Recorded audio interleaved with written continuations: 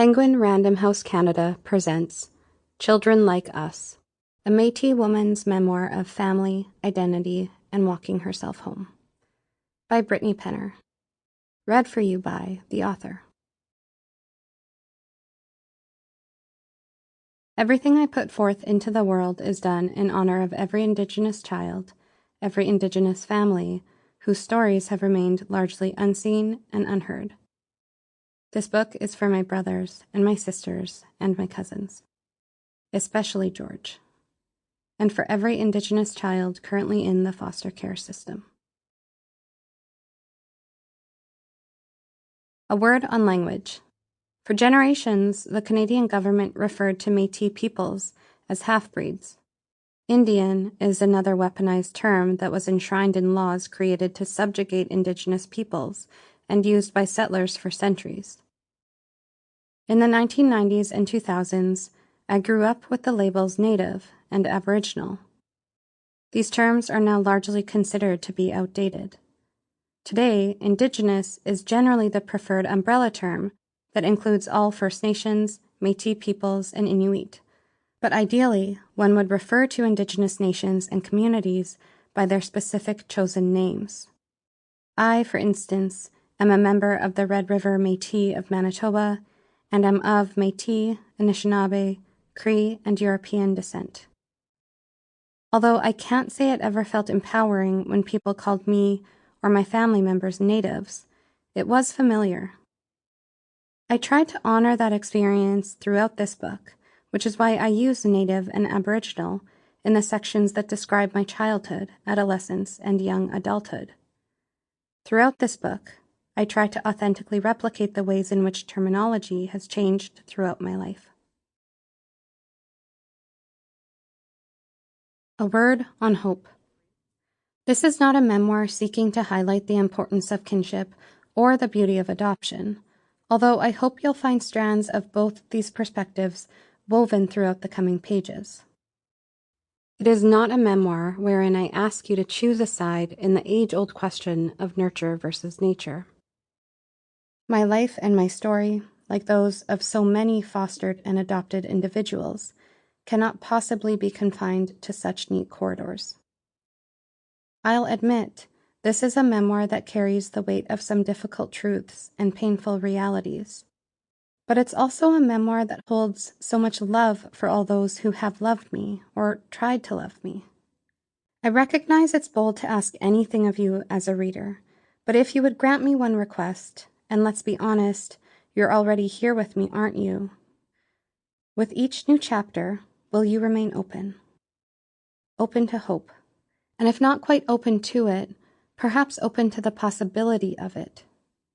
Hope for us all to hold the capacity for difficult stories, our own and others, for complicated relationships, joys and pains and fears and tiny triumphs, to weave themselves in beautiful nuance.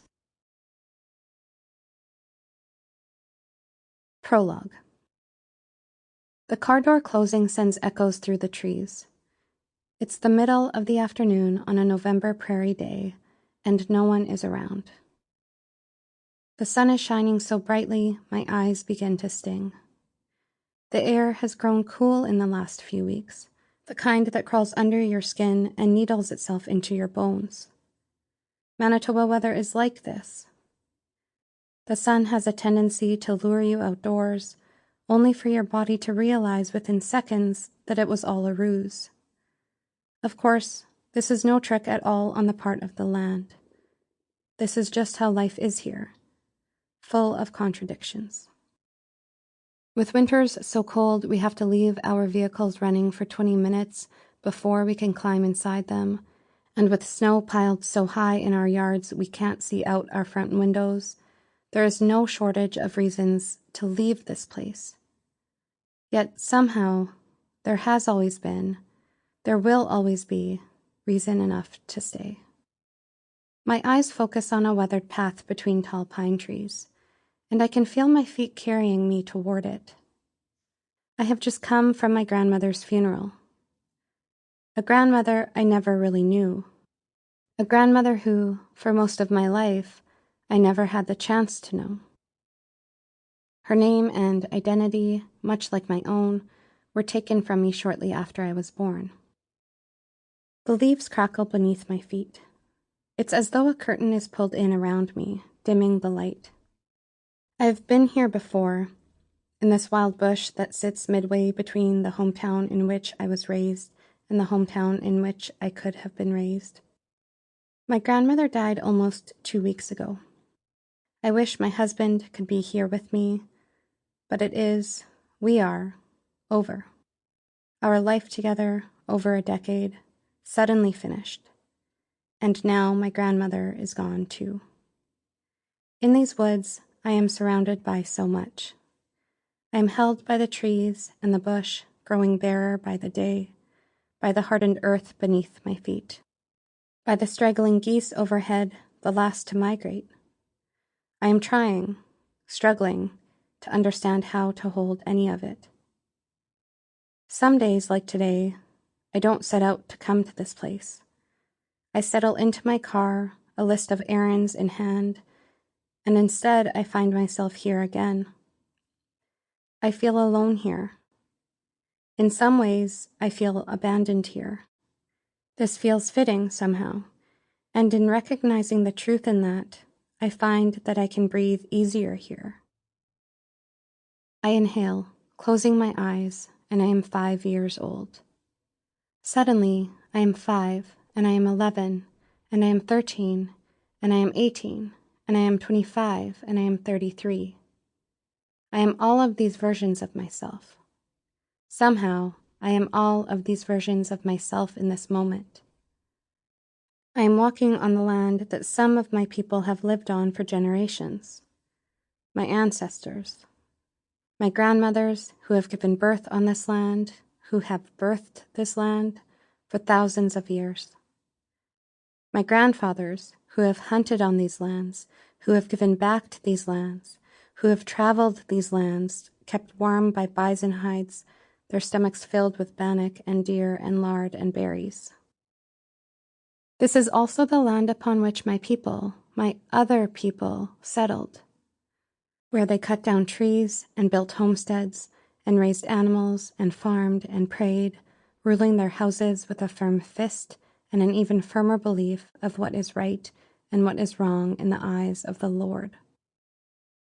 A land to which they fled, away from the violence of their own homeland, perhaps unaware or perhaps not much bothered by the violence that afforded them opportunities here.